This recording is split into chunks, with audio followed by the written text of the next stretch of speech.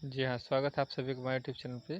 आज हम आपको बताएंगे प्रोफेशनल वर्ल्ड जो सोसाइटीज़ जो टेक्निकल एजुकेशन देते हैं, जो डिप्लोमा होल्डर्स होते हैं, वो अगर बीटेक करते हैं कॉरस्पॉन्डिंग से, जो वर्किंग प्रोफेशनल होते हैं, तो वो बीटेक पहले करते थे जो एमआई कहलाता है, associate member institute of engineers, तो बीटेक के इक्विवेलेंट होता था।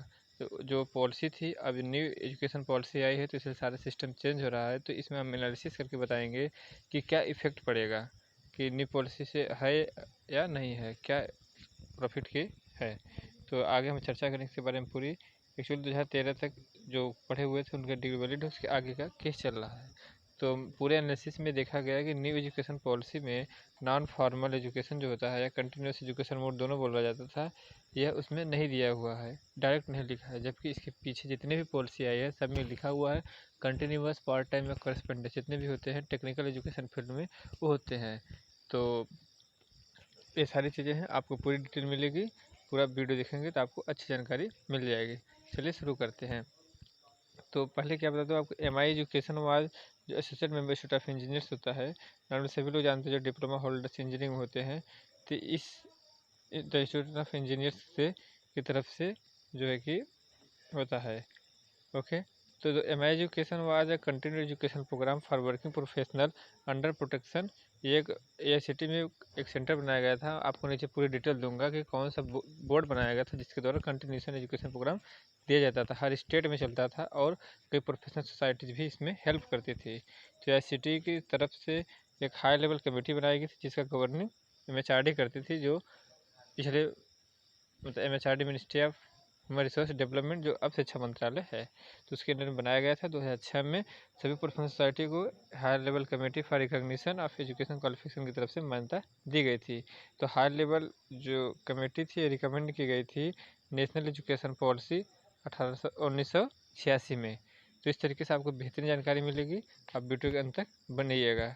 तो इस आप सभी लोग जो कि एक तरीके से फीडबैक दीजिएगा कि नेशनल एजुकेशन पॉलिसी 2020 में अभी non formal continue education program को मॉडिफाई करने के लिए, इसको रीस्टार्ट करने के लिए देना होगा, क्योंकि न्यू प्रोविज़न में कोई चीज़ नहीं है जब तक कि PSSB मतलब प्रोफेशनल स्टैंडर्ड सेटिंग बॉडीज का गैजेट नोटिफिकेशन आ जाता है तब तक क्लियर नहीं हो पाएगा। हालांकि और सभी एग्जामों में और सभी जितनी पॉलिसी थी वो सारी पॉलिसी में दिया गया था कि हाँ कंटिन्यूस प्रोग्राम परमिसेबल होगा, बस इसमें डायरेक्ट नहीं लिखा हुआ है। जानकारी के लिए आपको मैं बता दूं, जो UGC थी, यूनिवर्सिटी ग्रांट कमीशन थी, और रिप्लेसमेंट हो रही है हायर एजुकेशन ग्रांट काउंसिल की तरफ से, जो सिर्फ फंडिंग का वर्क करेगी। जो AICTE है वो AICTE से जो जितनी भी 14 से ज़्यादा लगभग प्रोफेशनल सोसाइटी आती है UGC के अंतर्गत, वो सारी अब PSSB के रूप में स्थापित होगी, प्रोफेशनल स्टैंडर्ड सेटिंग बॉडी। अब इसके नोटिफिकेशन में ये देखना होगा कि कंटिन्यूअल एजुकेशन है, नॉन फॉर्मल एजुकेशन होता है, जो वर्किंग प्रोफेशनल होते हैं, जो काम करने के साथ बीटेक करते हैं, असिस्टेंट मेंबरशिप या ग्रेजुएट से बोलते हैं, तो उनके लिए परमिशन होगा कि नहीं। फिर भी डायरेक्ट जो न्यू एजुकेशन पॉलिसी है उसमें ऐसा कोई विश्लेषण नहीं है। इसलिए आप सभी से रिक्वेस्ट है कि जो भी सोशल मीडिया नेटवर्क हो या फिर जो भी कम्युनिकेशन हो शिक्षा मंत्रालय, उसमें आप सभी लोग फीडबैक में बोलिए कि हम लोगों के लिए क्या प्रोविज़न है। भारत में लगभग 4 लाख के आसपास हर साल डिप्लोमा होल्डर्स होते हैं, उनको हायर एजुकेशन लेने के लिए क्या प्रावधान हो रहा है। एजुकेशन सभी के लिए एक बेहतरीन होता है, जो हायर एजुकेशन प्रमोशन और तमाम फ़ायदे होते हैं। तो आपको बता दो, जो वर्तमान पॉलिसी है उसमें कंटिन्यू एजुकेशन टेक्निकल एजुकेशन छोड़ पे कहाँ पे adult and live life and technology use and continuous professional development for teacher, मतलब कंटिन्यू एजुकेशन टीचर्स के लिए है। जैसे कोई बीएड करता डीएड करता है, डिप्लोमा एजुकेशन जिसे BTC बोलते हैं, तो डिस्टेंस से बीएड इग्नू से कर सकता है, मतलब एक उसे होना चाहिए। उसी तरीके के एडल्ट एजुकेशन होता है, जो स्कूल के ड्रॉप आउट होते हैं उनके लिए होता है adult education and life long learning, इनके लिए कंटिन्यू एजुकेशन है। तीसरी है मोड ऑफ एजुकेशन, जो रेगुलर होती है उसमें 20% आप नॉन कंटिन्यू एजुकेशन मोड में यूज कर सकते हैं, जो नॉर्मली NPTEL कहा जाता है, और अब तो स्वयं के नाम से एक सरकार का प्रोग्राम है, उसके तहत में भी आता है। तो टेक्नोलॉजी एक यूज है, बाकी 2 जगह कंटिन्यूस एजुकेशन प्रोग्राम है, लेकिन MI में अब ऐसा नहीं दिख रहा है। तो अगर एनालिसिस देखते हैं तो आपको न्यू एजुकेशन पॉलिसी में 3 जगह मिलता है। न्यू एजुकेशन पॉलिसी में आपको vocational skill development adult education में दिया हुआ है, एडल्ट लाइफ लर्निंग में। सेकेंड आपका जो है कि टीचर एजुकेशन के सिस्टम में दिया हुआ है। ओके, आप सारी चीज़ें देख सकते हैं, पूरे आपको मिल जाएगा। टीचर एजुकेशन फील्ड में है, और उसके ऊपर जो था वो टेक्नोलॉजी यूज के लिए था कि मोड ऑफ डिजिटल एजुकेशन में प्रयोग किया जाए, उसे कंटिन्यूस एजुकेशन माना जाएगा।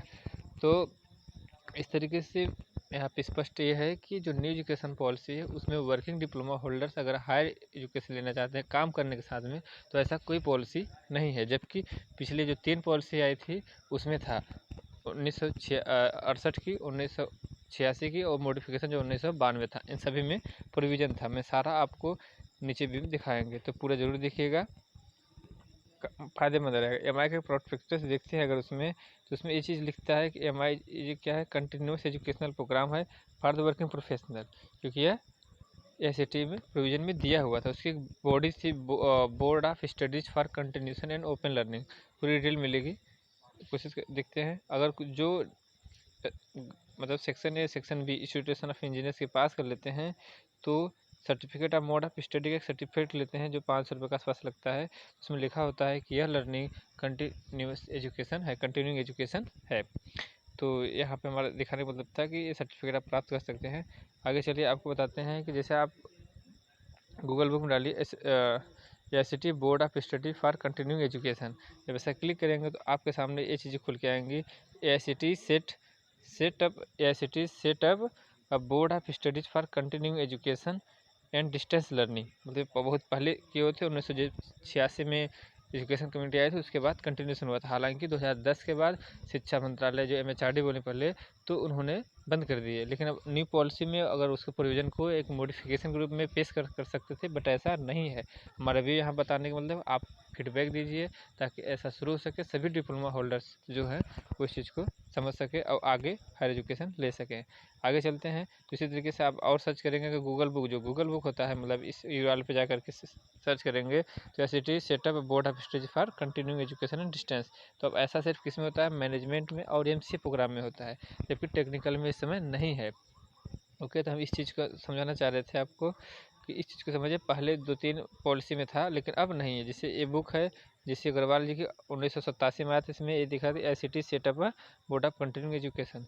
तो उम्मीद है आप ये समझ चुके होंगे कि ICT की तरफ से continuing education and distance learning का एक बोर्ड था, जो वर्किंग डिप्लोमा होल्डर्स या ITI होल्डर्स के लिए हायर एजुकेशन लेने के लिए प्रोविज़न था। बट न्यू पॉलिसी जो आई उसमें ऐसा प्रोविज़न नहीं है। ओके, आगे चलते हैं।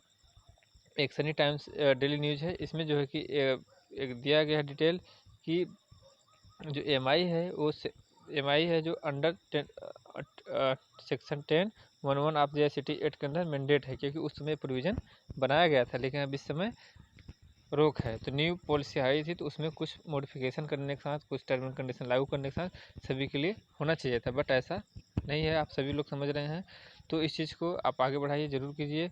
और एक आर्टिकल है कर्नाटक टेक्निकल डिपार्टमेंट को, उसमें ये भी दिया हुआ है कि टेक्निकल एजुकेशन में कंटिन्यू एजुकेशन प्रोग्राम ICT की तरफ से भी चलाया गया था बहुत पहले। ओके, समझ में, लेकिन आप समझ रहे हैं। आप आगे चलते हैं कि the nature and scope of continuing education engineering empowerment, ज़रूरत के हिसाब से सारी चीज़ बनाई गई थी पहले। तो सारी डिटेल आप प्राप्त कर सकते हैं। बुक है गूगल बुक पे, technical education current senior and future directions. Okay, तो आगे आप चलेंगे तो कंटिन्यू एजुकेशन काफ़ी सेटअप किया गया था, कई जगह एविडेंस आपको मिल जाएंगे। मैं सारा ये दिखाना चाह रहा था, ऐसा प्रोविजन था बट इस समय नहीं है डिप्लोमा होल्डर्स के लिए। तो ऐसा होना चाहिए। ऐसा फीडबैक जो भी हो सोशल मीडिया से उससे आप पहुँचाइए, ताकि सभी को फ़ायदा मिल सके। ओके, अब अगर हम नज़र दौड़ाएँ न्यू एजुकेशन पॉलिसी 1986 की, जो अमेंडमेंट हुआ था पूरा 1992 में थोड़ा सा, उसमें क्या था। तो उसमें अगर हम आगे चलते हैं तो आपको दिखाते हैं continue ICT setup continue education to need assessment planning program for the stage. तो इसमें स्टेट गवर्नमेंट के सहयोग से, प्रोफेशनल सोसाइटी के सहयोग से, सेंट्रल गवर्नमेंट MHRD के सहयोग से, सारे सहयोग से रन कर रहा था। Industry consultation with the industry के सहयोग से सारी चीज़ें रन कर रही थी। Okay, need to the offer continue education program refer to the above would be program the non formal nature suitable for combination of contact face and the distance learning.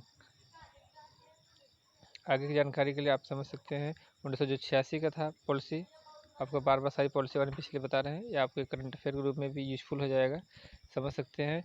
और जो है कि यहाँ पे दिया हुआ है कि एच सेटअप किया था, बट इस समय एच नहीं, प्रोफेशनल स्टैंडर्ड सेटिंग बॉडीज बन रही है, तो उससे भी उसमें क्लियरिफिकेशन नहीं दिया गया कि हाँ ऐसे कंटिन्यूस एजुकेशन दिया जाएगा। तो अगर पहले फीडबैक पहुँचेगा तो उसको मॉनिटर में लिया जाएगा कि हाँ ऐसी व्यू को देखा जाए, ताकि सब आगे सभी डिप्लोमा होल्डर्स जो होते हैं वो पढ़ सके।